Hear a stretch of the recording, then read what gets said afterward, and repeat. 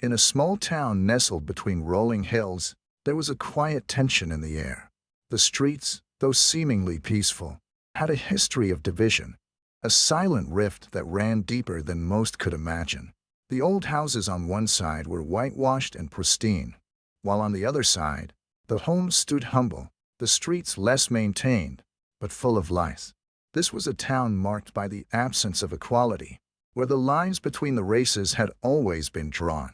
Judge Mariah Carter had never imagined she would rise to the position of power she now held. It wasn't that she lacked the ability or the ambition, but the world around her made it clear that her place was elsewhere. Yet, despite the years of quiet discrimination and subtle rejection, she had persevered. With an unwavering sense of justice, Mariah had worked her way through law school, clerked under seasoned judges, and finally, after years of proving herself, she had been appointed as the town's first black judge. But as she stepped out of her car one morning and walked toward the courthouse, her heart felt heavy. Her appointment had been met with a mix of admiration and resentment.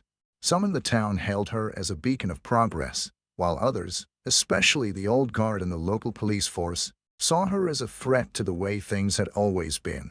Inside the courthouse, Mariah greeted her staff with a warm smile, though the weight of the community's gaze pressed on her shoulders. The hallways felt too quiet, and even the walls seemed to whisper. She had expected challenges, but the sheer magnitude of the resistance she faced unsettled her. It wasn't just about the job. It was about whether she could change a broken system that had been in place for generations. Outside, at the local police station, Officer Steve Miller watched the courthouse from his office window. He had been a part of this town for years, long before Mariah Carter had ever set foot in the courtroom. He was the kind of officer who thought the law should be respected, but only by people who looked like him. Miller's reputation for handling things his own way had earned him respect among his colleagues, but it had also cultivated a disdain for anyone who threatened the status quo, especially someone like Judge Carter. He believed the town had functioned perfectly fine without any need for change, and he was determined to make sure things stayed that way. One day, inside the courtroom, Judge Carter presided over a trial involving a young black man named Andre Lewis, accused of a crime he didn't commit. The evidence was thin at best, and the community was divided. Some believed the boy's innocence, and others, including the police department, were quick to label him guilty based on assumptions. The weight of her decision was not lost on Mariah. As she sat at the bench, listening intently to the testimonies, her thoughts were a swirling storm of doubt and resolve. The defense lawyer passionately argued that Andre was innocent, that he had been in the wrong place at the wrong time. The prosecutor, a man who was aligned with the old ways of thinking, wasted no time in accusing the defendant of being guilty, simply because of the color of his skin. Mariah felt the tension in the room, the expectations, the biases, but she refused to be swayed. She ruled in favor of the defense. Andre was free to go. The courtroom erupted in whispers, some of disbelief, others of admiration. It was a pivotal moment for Mariah, one that marked her as either a symbol of hope or a target for those who opposed change. Back in the police station, Officer Miller's anger simmered as he heard of the judge's ruling. He wasn't the kind to let things slide, especially not something that threatened the order he believed in. Mariah's decision was seen as an affront to his authority, to the very foundation of what he thought was right. He would make sure this wouldn't be the last time she faced opposition. The day after the trial, Mariah found a letter on her desk. It was thick with a sense of finality. An anonymous note, written in harsh, uneven handwriting, warned her to stop interfering with the way things worked in the town. The threats were veiled, but the message was clear. Leave things alone or face the consequences. It wasn't the first time she had received threats, but it felt different this time. This wasn't just a personal attack. It was a statement against the changes she was trying to bring about.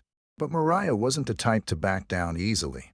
She reported the threat to the authorities, but the response was lukewarm, almost as if it was to be expected.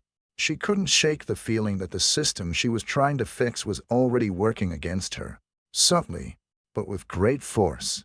Despite the hostility brewing around her, Mariah stood firm.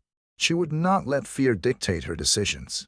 She knew the road ahead would be long and filled with challenges, but as she sat in her office that evening, staring out at the fading sun. She thought about the legacy she could leave. She thought about her family, her community, and the future that could be shaped by the choices she made now. The weight of the world pressed down on her, but it didn't break her. As night fell, she turned off the lights in her office and walked out of the courthouse. Her steps were purposeful, strong. She had a long fight ahead, but she was ready for it. The following morning, the air in the courthouse felt charged. Mariah arrived early, before the rest of the staff, and stood silently in the center of the courtroom, her eyes drifting over the empty chairs. The echoes of last night's thoughts still lingered, and the weight of the previous day's decision settled heavily on her shoulders. She hadn't expected the level of resistance she was already facing. The sting of the anonymous letters still hung in her mind, but it also reminded her of the deep-rooted fight she had chosen. She was not naive about the difficulty ahead. As the town's first black judge, her every move would be scrutinized, not just by those seeking justice, but by those determined to see her fail. As she gathered her papers, she noticed a shadow at the door, one that belonged to Sheriff Daniels, a man whose past interactions with her had always been cordial. His presence this morning, however, seemed more significant. "Judge Carter," he began, his voice low but steady. "I wanted to have a word before the day gets underway." Mariah looked up, nodding for him to continue. "I heard about that young man you acquitted yesterday. The whole town's talking." He paused, the edges of his words seeming careful, as if weighing something he wasn't sure about. "There are rumors. People are saying you're not respecting the law. That I'm not respecting the law?" Mariah's voice was firm, but she kept her expression even. "If the law means turning a blind eye to the truth, then maybe they're right. But I will always respect the law that upholds justice, not the law that protects a system built on inequality." Sheriff Daniels hesitated, his face betraying some internal conflict. "Just be careful, Judge. I'm not saying I don't agree with what you're trying to do, but there's a lot of pushback. You have to understand, this town is set in its ways." "I understand more than you think," she replied, locking eyes with him. "But change doesn't come by playing it safe." She gave him a slight nod, signaling the end of the conversation. There was no time for hesitation. After Daniels left, Mariah took a deep breath, steadying herself. The courthouse was still quiet, but she could hear the distant murmurs of the city outside. A subtle reminder that every decision she made would ripple through this fractured community. That afternoon, a new case landed on her desk. The defendant was Elijah Scott, a young black man charged with assaulting a white shopkeeper. It was a familiar kind of case, one that carried with it an immediate presumption of guilt. The evidence was flimsy at best, and the only witness to the altercation was the shopkeeper himself, an outspoken critic of Mariah's appointment. The town had been buzzing with whispers about this case for days, some hoping it would be the catalyst to bring down the first black judge in the town's history. But Mariah wasn't deterred. She knew this case, like the others, wasn't just about guilt or innocence. It was about the larger fight, the very system that allowed people to be presumed guilty based solely on the color of their skin. She reviewed the evidence carefully, her thoughts becoming a quiet storm. She would not let this case be used as a weapon to undermine her authority. She had come too far. As she entered the courtroom for Elijah's trial, she felt the eyes of the town on her, heavy and judgmental. The gallery was packed, the air thick with anticipation. She took her seat at the bench, the gavel in her hand, and for the briefest moment, everything seemed to freeze. The weight of history, of change, hung between the walls. This was her moment to make the difference. The trial was fraught with tension. The prosecutor, George Ballard, was a man who had long been part of the establishment, someone who believed in maintaining the status quo. His arguments were full of thinly veiled racial assumptions, which Judge Carter had heard all too often in her career. "Ladies and gentlemen of the jury," he began, "this young man is no different than the others who come through our system. He has a history, and he's exactly where he belongs. If you let him walk free, you're sending the message that lawlessness is acceptable." As Ballard continued, Mariah's mind remained focused. She had been in these situations before, cases where a person's race could easily tip the scales of justice, where the law had to be more than a tool to maintain order but a beacon for truth. She glanced at Elijah, who was sitting at the defense table, nervous but determined. She could see his fear, but there was something else in his eyes, hope. She knew that hope wasn't just for him. It was for everyone who believed in a system that might one day be fair. When it was her turn to speak, Mariah stood and addressed the jury. In this court, we are not bound by assumptions. We are bound by truth. I ask you, as individuals with your own understanding of justice, to see beyond what you might believe, to look at the evidence, not the color of this man's skin. For too long, our decisions have been shaped by fear. Today, I ask you to make a choice, one that will reflect not only your conscience but your commitment to fairness. The jury sat in rapt silence. The weight of her words settled over the room like a heavy blanket. Outside the courthouse, the crowds had begun to gather, whispering anxiously about the outcome. The judge's words, however, struck at the heart of the matter, and even as the jury deliberated, the town held its breath. Later that afternoon, Mariah received another letter. It wasn't a threat this time, but a warning.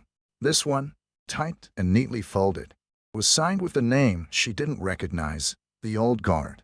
It was a quiet declaration that spoke of a future filled with unrest, a warning that Judge Carter was pushing too far, too fast. They didn't directly threaten her life, but the sentiment was unmistakable. Stay in line, or face the consequences.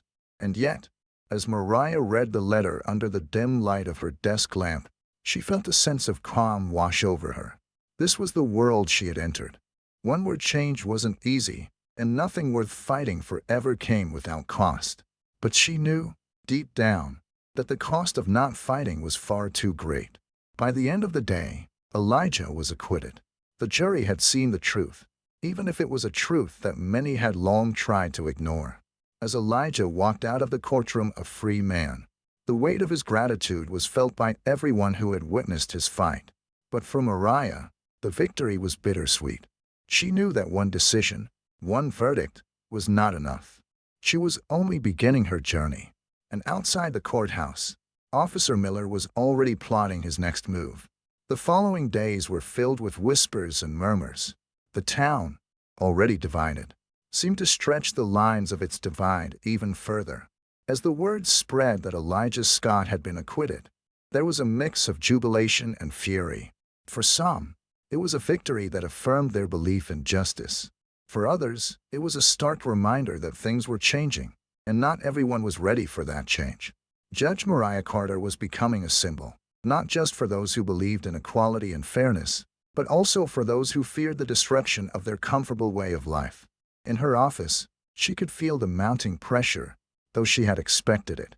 Each passing day brought new challenges, both subtle and overt, and each new challenge demanded more from her than the last. The threats, once anonymous, now felt more personal. As she sat at her desk, going over case files, the reality of her situation pressed in on her like an unwelcome shadow. It wasn't just about ruling fairly anymore. It was about surviving, both in the court and in the community she had sworn to serve. That afternoon, as she was preparing for the next trial, there was a knock on her office door. It was Sheriff Daniels again, but this time his face was drawn tight with concern, something different in his eyes. He stepped into the room without waiting for an invitation. "I need to speak with you, Judge Carter," he said, his voice quiet but firm. Mariah looked up, sensing that this conversation would be different from the others. "Of course, Sheriff. What's on your mind?" Daniels closed the door behind him and leaned against the desk, his hands folded. "This isn't easy," he began, "but there's talk. Serious talk. Word is that Miller and his men are planning something. They've been getting more aggressive, especially after the verdict with Scott. They're not just unhappy, they're organizing." "Organizing?" Mariah repeated, narrowing her eyes. She had long suspected that Officer Miller wasn't going to take her rulings lying down, but she hadn't expected him to be so bold. "Yes," Daniel said, "they're rallying behind the old system. I don't know all the details yet, but it's growing. The problem is, if it turns violent, I won't be able to control it." Mariah stood up, pushing aside the fear that suddenly gripped her.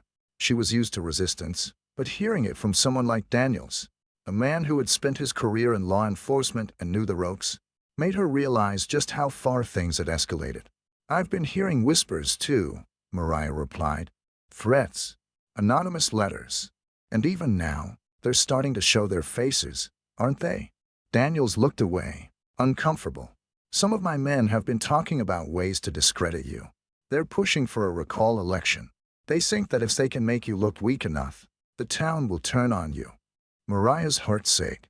She had known the resistance would be fierce, but she hadn't realized how quickly it could become organized. This was no longer just about personal threats. It was about an institutionalized opposition, one that had deep roots in the police department and the political machinery of the town.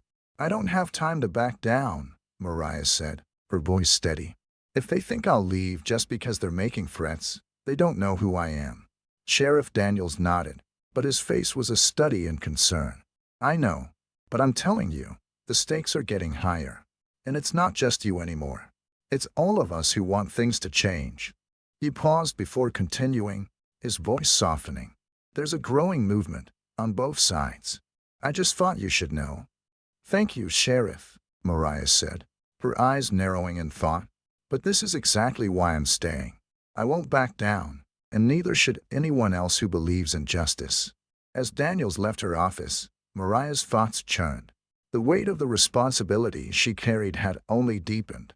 If Miller's group succeeded in rallying enough support, she could face not just political and professional consequences, but personal ones as well.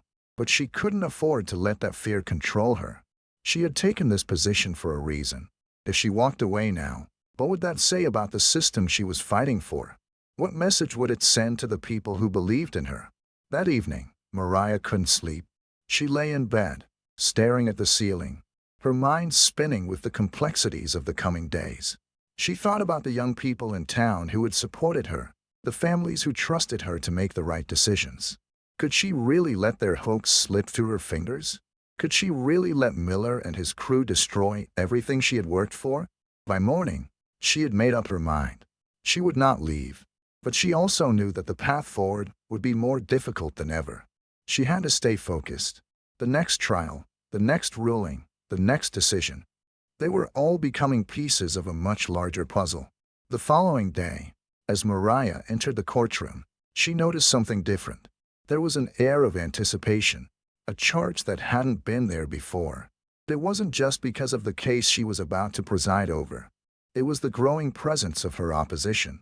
Officer Miller's supporters had begun showing up in subtle ways, slipping into the courtroom, making their presence known.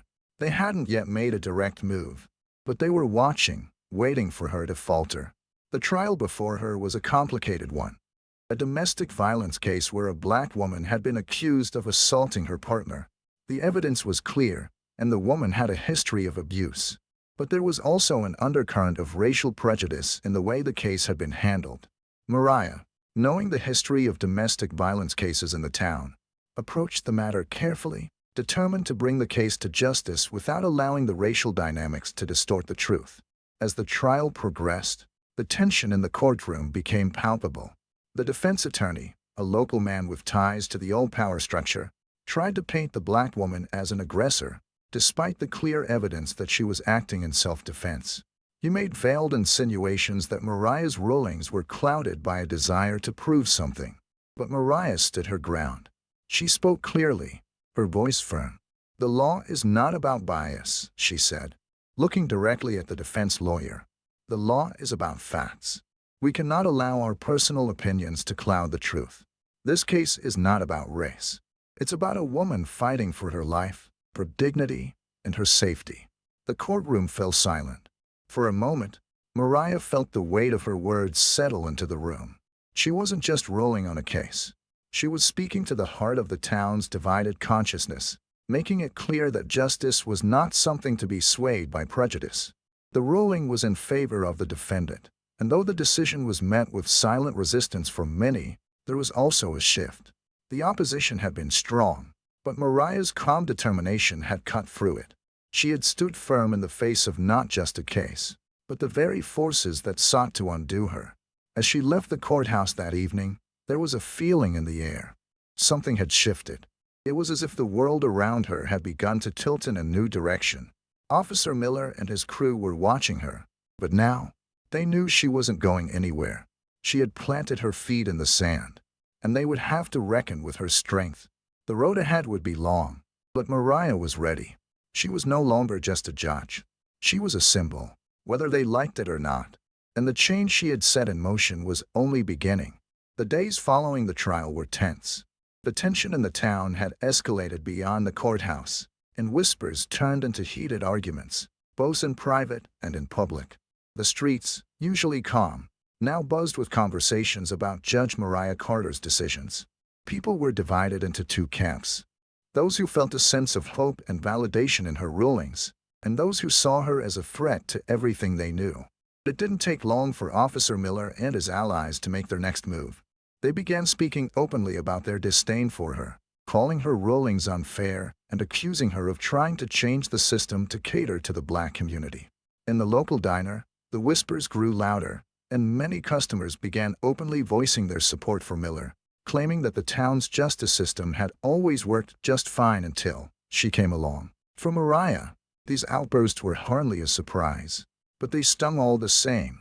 The quiet animosity that had always existed in the town was now growing into something more dangerous. She could no longer simply focus on individual cases. It was becoming clear that she was up against a network of people who were willing to go to any lengths to maintain the status quo. But she couldn't afford to back down. Not now. Not when so much was on the line. The pressure weighed on her every waking moment. She couldn't walk down the street without feeling the stares of both supporters and detractors. In the courthouse, the atmosphere had changed too. Her every decision was scrutinized, not just by the public, but by her colleagues and staff. Some whispered that her rulings were too lenient, too swayed by her personal beliefs. Others were starting to show subtle signs of discomfort, as if they were beginning to wonder if she could really bring the change she had promised. One afternoon, as she walked into her office, a cold draft brushed against her skin. The window was slightly ajar, and as she closed it, she noticed a piece of paper stuck to the glass. Hesitant, she reached for it. The note was short, typed, and to the point. Asterisk, we warned you. Step aside, or we'll make you. The town doesn't need a judge who doesn't know her place. Asterisk. It was the second threat she had received in as many days. She crumpled the paper and threw it into the trash, her fingers trembling slightly. But her resolve never wavered. This was what she had signed up for. She would not let these people intimidate her. That evening, after a long day in court, she received a call from Sheriff Daniels. His voice, usually calm, was etched with worry. "Judge, we need to talk," he said, his tone low. "There's something happening, and I don't like it." She agreed to meet him at a nearby cafe. Daniels, as a lawman who had seen everything from petty crimes to corruption, had never sounded this uncertain. Mariah's instincts told her something serious was about to unfold. When they sat down in a dimly lit booth, Daniels leaned in, his eyes scanning the room before he spoke again. "I've been getting reports from my officers," he began, keeping his voice low. "There are whispers about an organized movement to have you removed. It's not just in the police force anymore. It's spreading to the town council, some of the business owners, even a few of the judges. It's becoming a full-scale effort to discredit you. And the pressure's mounting. They're starting to talk about rallying the community for a recall election." Mariah felt a heavy sigh escape her lips. She had expected something like this, but hearing it out loud made the threat more real. "What are they planning? How bad is it?" Daniels hesitated before answering. "I don't have all the details, but it's not just talk. They're preparing to stage a big public demonstration. They think they can make it look like the town's rising up against you. They want to discredit you before the recall vote. They're not playing around, Judge." Mariah's mind raced as she processed the information. She had hoped that the recent victories would show people that change was possible, but it was clear now that Miller and his allies weren't going to let go of their control without a fight. "You've got to be careful," Daniels warned. "They're prepared to do whatever it takes to get rid of you, and I'm not sure how much longer I can protect you from it." "I don't need protecting," Mariah said firmly, looking him in the eye. "What I need is support. I need people who believe in what I'm doing to stand out, not just for me, but for justice." Daniels nodded grimly. You're going to need more than that. The stakes are higher now. The whole town's watching. If you go down, they'll say it's because you couldn't handle the pressure. They'll say it's because they were right to put someone like you in that position. I'm not going anywhere, Mariah replied, her voice unwavering. But thank you for the warning, Sheriff. I'll handle it. As she left the cafe, Mariah felt the weight of the coming storm. The recall election, if it happened, would be her most significant challenge yet. If she lost, it wouldn't just be a personal defeat. It would send a message that the system could not change. And that was something she could not let happen. The next morning, things escalated even further. As Mariah entered the courthouse, she noticed something different about the atmosphere. The murmurs of hostility had turned into outright animosity. The tension in the air was thick, almost suffocating. She was met with a group of protesters standing outside, holding signs with slogans like, "No radical judges," and "Take back our town." The signs weren't just about her rulings. They were about the changes she represented. She could feel the heat of their stares as she walked past them, but she remained composed. This was the moment when she had to show her strength, not just as a judge, but as a woman who refused to let the world define her place. Inside, the courthouse was quieter than usual, as if everyone was holding their breath, waiting for something to happen. As Mariah entered her office, she was greeted by Clara, her assistant, who handed her a new stack of paperwork. But something in Clara's eyes was different today. There was fear there, something Mariah had never seen before. "Judge, we've got a situation," Clara said quietly. "There's a message on your desk. It's not like the others." Mariah looked at Clara, her heartbeat quickening.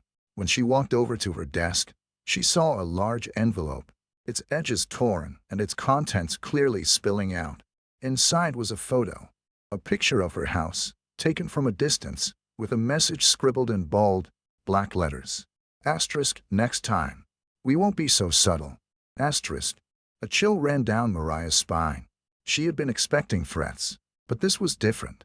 They weren't just warning her, they were marking her as a target. Her first instinct was to call the authorities. But she knew that Miller and his allies had already infiltrated the system. She couldn't trust them to protect her, not now. The decision had become clear. She had to take control of her own safety. She took a deep breath, her eyes scanning the photo once more before she folded it up and shoved it into the drawer of her desk. The work she had started wasn't finished. It had only just begun. As the day wore on, the courthouse filled with a sense of urgency. Everyone seemed to be talking about the rally that was planned for the following weekend, an event that would be the culmination of all the anger and frustration that had been building in the town. There were murmurs that it might turn violent, and Mariah knew she had to prepare herself, not just for the fallout, but for the battle ahead. But no matter what happened, she would not back down. She had already made her mark. She was not just a judge anymore. She was a symbol, and her fight had become larger than any one case. It was about the very soul of the town. The fight for justice and equality that she knew, in her heart, had to be won. The days leading up to the planned rally felt suffocating. The tension in the town was palpable, and everyone knew that something big was coming. The streets buzzed with gossip and anxiety, with people divided into two camps. Those who stood with Judge Mariah Carter, believing in her vision of justice, and those who rallied behind Officer Miller and the forces trying to preserve the old way of things. The divide was growing wider, and no one was sure how it would resolve. Inside the courthouse, Mariah felt the pressure weighing down on her. She had expected resistance, but this had escalated beyond what she had imagined. She had faced threats, but now it felt as though her entire position was at stake. The rallies weren't just about her anymore. They were about the very fabric of the town, the identity of the people who had lived there for generations. The rally on the weekend was expected to draw large crowds, and it wasn't just a protest against her rulings. It was a symbolic stand against change, against progress, and against the future she was trying to build. Mariah tried to maintain her focus, but every decision she made in the courtroom seemed more and more critical. Each case she presided over became a battleground, with both sides of the town watching her every move, waiting for her to slip, waiting for her to make one wrong decision that could justify their fears. That afternoon, as she walked into her office, Clara was waiting for her. her face pale and tense. Mariah raised an eyebrow, sensing something was off. "Clara?" she asked, her voice soft but firm. I just received a call from one of the deputies," Clara said, swallowing hard. "There's a group of protesters outside. They're planning to block the courthouse tomorrow." Mariah's heart skipped a beat. The protesters had been getting bolder, but this was different. Blocking the courthouse could signal that they were willing to escalate things even further. "How many are there?" she asked, her eyes narrowing. "Enough to make it difficult to get in. And I'm not sure about their intentions. Some of them have been talking about making a stand, making sure you see how much they hate what you're doing." Mariah took a deep breath, absorbing the information. The feeling in the pit of her stomach was no longer just nervousness. It was a sense of inevitability. She had been anticipating some form of resistance, but now that it was here, it was undeniable. She had to stand her ground. "Keep your head down tomorrow, Clara," she said, making her decision. "I'll handle it." As Clara left, Mariah stood by her desk, her gaze fixed on the window. She could see the distant rally signs appearing, a foreboding sight as the protesters gathered outside the courthouse, their numbers growing by the hour. Mariah could feel the weight of the moment pressing in on her. This wasn't just a fight over one case. It wasn't just about her decisions. This was about whether the system she was working within could ever truly change. But Mariah knew she couldn't turn away. Not now. Not when she had already come this far. She had to face this head-on, no matter the cost. She made a call to her mentor, Judge Charles Harris, hoping for guidance. After a few rings, the line picked up. "Judge Harris," she greeted him, keeping her voice steady. "Mariah." His gravelly voice came through, warm but concerned. "I heard about the rally, and I've heard the whispers. The road ahead isn't easy, but you know that." "I know," she replied, exhaling slowly.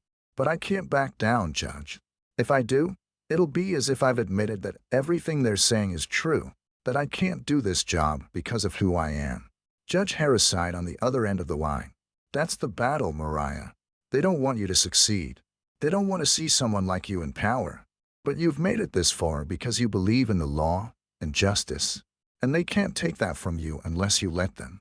He paused before adding, "What they're trying to do, intimidating you, throwing these protests, making it personal, it's all meant to break your spirit. But you have something they don't. You have integrity, and you have the law on your side." Mariah sat in silence for a moment, reflecting on his words. It was true. The law was on her side, but the law alone wouldn't win this fight. She had to stand firm in the face of the opposition, in the face of hate, and make it clear that justice wasn't about personal bias. It wasn't about race or background.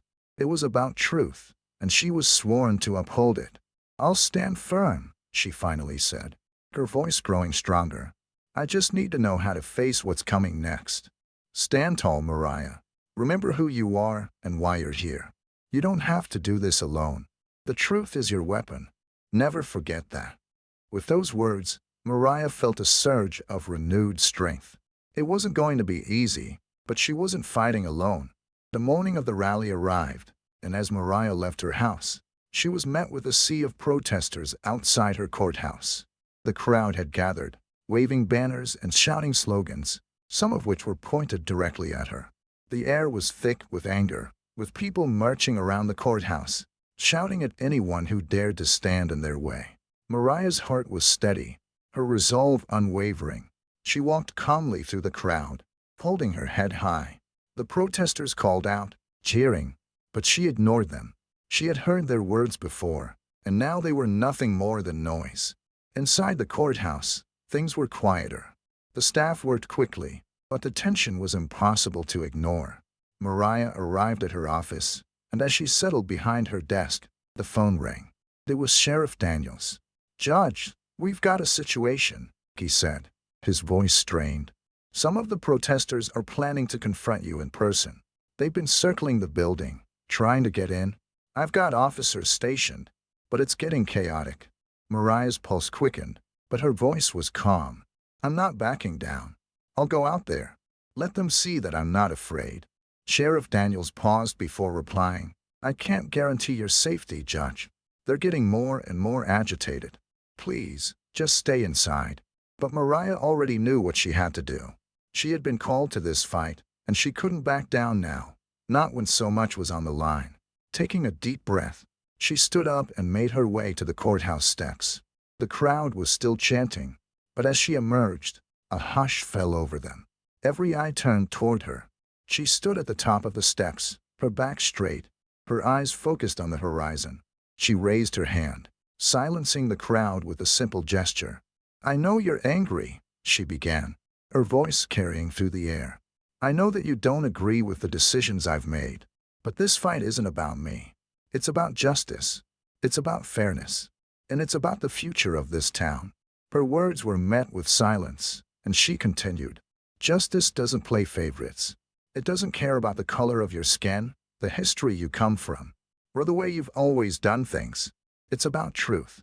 And I will always stand for the truth, no matter how many of you try to silence me." For a long moment, no one spoke. The crowd was still, as if they were considering her words. Slowly, as if sensing the weight of her statement, some of the protesters began to murmur among themselves. A few stepped back, while others remained, still glaring at her. But Mariah stood tall. She had faced the storm head-on. And in that moment, it wasn't just about the court, the law, or the town. It was about her conviction, her refusal to let fear dictate her future.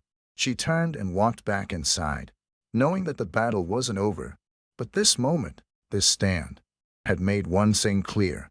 She would not be moved, not by violence, not by threats, and certainly not by hate. She would stand her ground, no matter the cost. And in time, the truth she fought for would carry the town toward a new future, one where justice, not fear, would prevail. The days following the rally were both quiet and chaotic, an unsettling calm settling over the town. It was clear that the rally had changed something. The crowds had dispersed, but their presence lingered in the tension that hung in the air, thick as smoke. Mariah had made her stand, but she could feel the storm brewing. Though the protesters had been silenced for the moment by her words, the opposition wasn't ready to back down. In the following days, her inbox filled with messages of support from both unexpected allies and old friends. Letters from around the country arrived, some congratulating her on her courage, others expressing disbelief that the town could be so divided. But there was one thing that couldn't be ignored. The tension had become more palpable than ever. The townspeople, once polite in their interactions, now avoided her gaze in public. In the courthouse, there was an almost tangible divide between the staff, those who believed in her vision of justice and those who had begun to question it. The next morning, as Mariah entered the courthouse, the atmosphere was charged with an uncomfortable energy. She could feel the eyes on her as she walked through the hallways. The murmurs of the staff as she passed were quieter now, more guarded. Some tried to avoid her, others forced uncomfortable smiles, but no one met her gaze directly. She made her way to her office, and as she entered, she saw Clara sitting at her desk, looking more tense than usual. "Judge, we need to talk," Clara said quietly, her voice shaky. "There's a situation. The mayor's office is pressuring me to set up a meeting with you. They're asking for a formal discussion about your recent decisions." Mariah's heart sank. She had expected the political pressure to come sooner or later, but the mayor's involvement this early meant things were escalating faster than she anticipated. "What's this about?" she asked, trying to keep her voice steady. "They're talking about your re-election," Clara continued. "They want you to step down and avoid a recall vote. The mayor has said that this division is getting out of hand, that the town's stability is at risk. They say you're making enemies, not just with the police and businesses, but now with the town's political figures." Mariah clenched her fists, but she took a slow breath before replying. "I won't step down. Not now, not ever. This is bigger than me. If they think I'll let them scare me into resigning, they're wrong." Clara looked down, her face filled with concern. "Judge, you don't have to do this alone. There are people who are afraid for you. You're not just fighting for justice anymore. You're fighting for your own safety." Mariah stood still for a moment, absorbing Clara's words. It was a sobering thought, and the weight of it settled on her chest. But she had chosen this path for a reason. If she walked away now, it would signal to the town, and to everyone watching, that their resistance had been justified. She could not allow that to happen. "I'm not backing down," Mariah said, her voice low but filled with determination. "But thank you for your concern. I appreciate it." Clara nodded, her expression softening. But there was little else to say. The pressure was mounting. It wasn't just from the mayor or the police anymore. There were whispers everywhere. People were beginning to question her ability to handle the pressure, and rumors of a recall vote circulated like wildfire. A few days later, Mariah received a letter that made her stomach churn.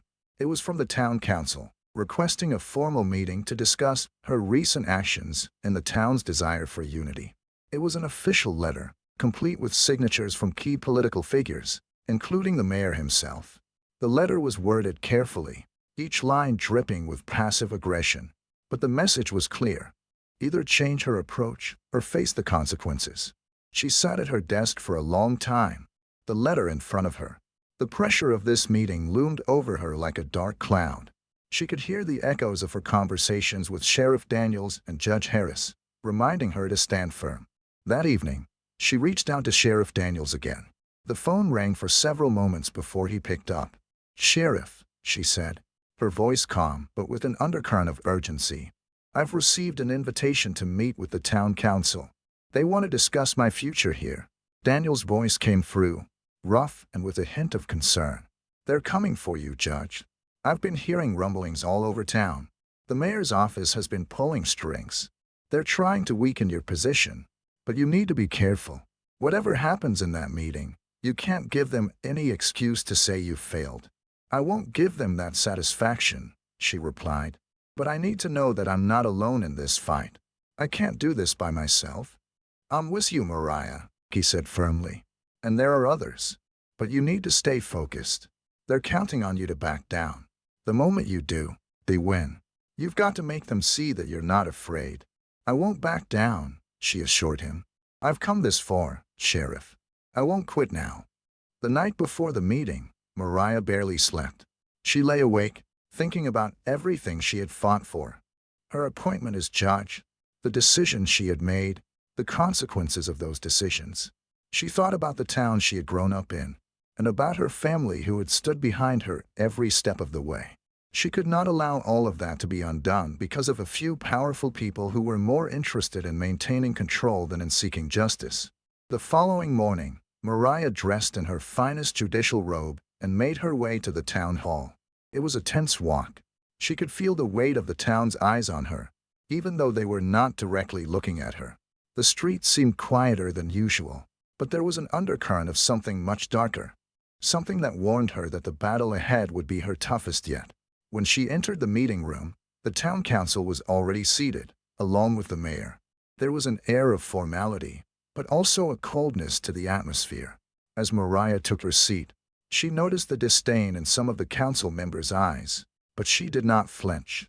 She was here to represent what was right, not just for her own sake, but for the future of the town. The mayor spoke first, his voice smooth and practiced.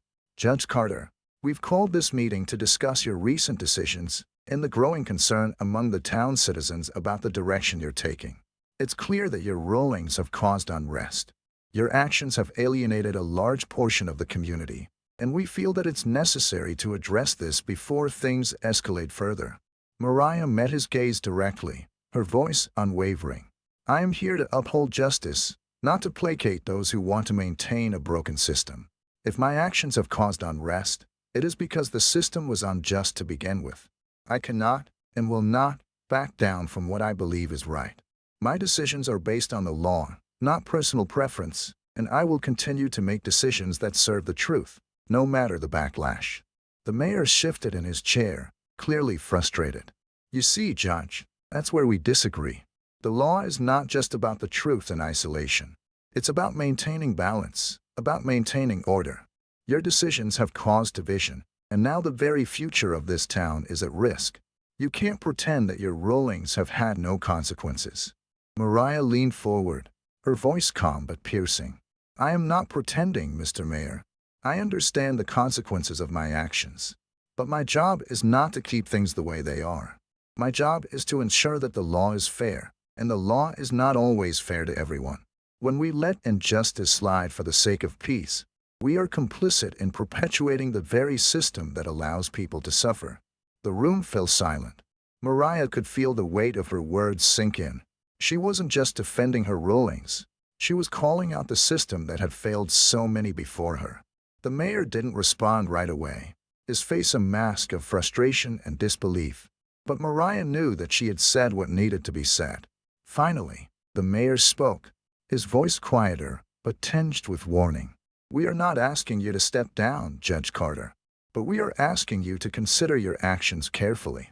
If this division continues, the people of this town may decide that they no longer want you here." Mariah stood up, her expression resolute. "I will continue to serve the people of this town, whether they want me here or not. I'm not afraid of what might come, and I will not apologize for seeking justice." With that, she turned and walked out of the room, her head held high. The battle was far from over, but Mariah Carter had made her mark. She had faced the council, the mayor, and the powerful forces trying to drive her out. She had stood her ground, and she would continue to do so, for as long as it took.